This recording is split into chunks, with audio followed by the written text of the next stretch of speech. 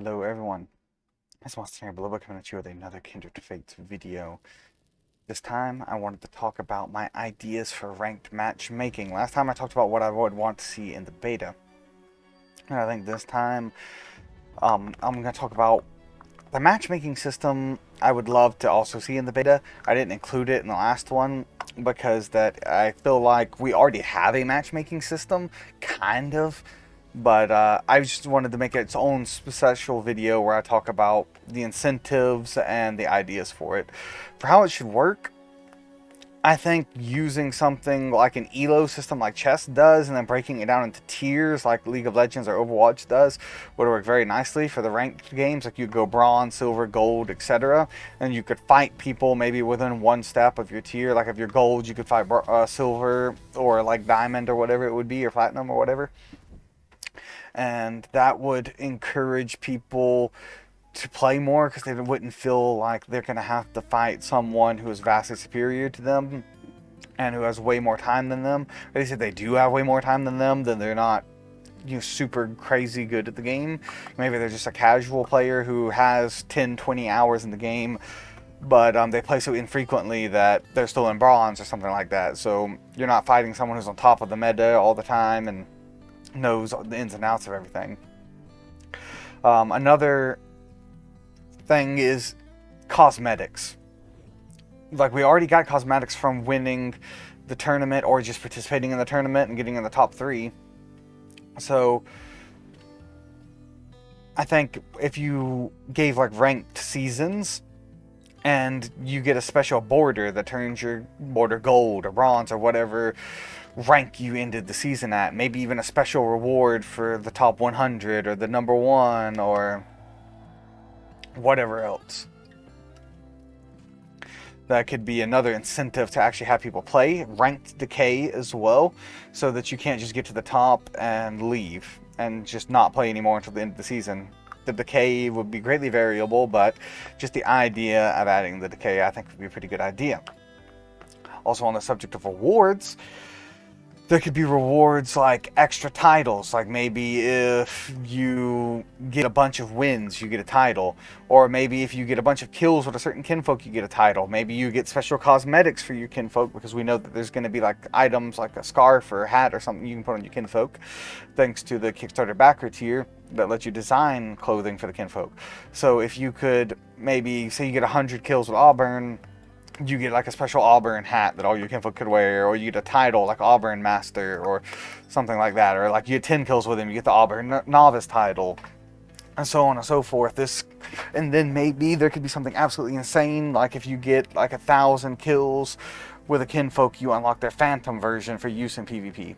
And about Phantoms and stuff like that, like I think you shouldn't make people level up their kinfolk in the single player before you can play PvP. I know this has been a hot topic, but it's just, I think it's an objectively bad idea. You're going to limit the players who are going to be, it's an archaic idea from Pokemon. I think it really needs to be dropped for Monstertaming to move forward. No other game in existence does something like that. The closest thing is MMOs with PvP. But even then, most of them are going away from that. Like, if you want to play Overwatch, you turn the game on and you pick your hero. If you want to play League of Legends, you turn the game on, you pick your hero. You want to play, Guild Wars is an MMO that I enjoy. Guild Wars 2, you want to play that. You can literally go into PvP at level 1, and it scales you automatically up with whatever character you have. And these type of things, I think, would only hurt the community. It would make it very gatekeepy, even artificially so, in the sense that you would have a hard time getting into it. Like, if you come to the game a month late, which is not unreasonable at all, if you come to the game a month late, then all of a sudden, everyone is so far ahead of you, not just in PvP, like in the terms of the meta, but they're so far ahead of you in terms of all their creatures. And it's going to make the meta way more stagnant, because let's say I want to play a Skullkin that is a melee build Skullkin. Then I would have to go into the single player, catch a new Skullkin, level that new Skullkin up all over again, put all the right stats, get all the right moves, and make him melee. versus my special attack Skulkin I have. Where right now, in the alpha, if I want, I can just swap out any moves, any items, any kinfolk I want, and that makes it very, very easy and accessible. So I think that should carry over. Now, there was concerns about maybe in the PvP, you're worried about getting spoiled by seeing all the kinfolk right out the gate. You could gate it so you don't unlock PvP until a certain point in the story, and so that you actually know how to play the game a little bit, and then have a warning there where it tells you, hey, you cannot, if you go into here, you're going to see kinfolk you might not have seen yet, so beware of spoilers. And I think the spoiler argument doesn't hold up super well, because unless you're banned from fighting people who are using kinfolk you haven't encountered before, which would be horrible to code and do the matchmaking. So let's pretend that you've never seen an Auburn before, and you don't know what Auburn is.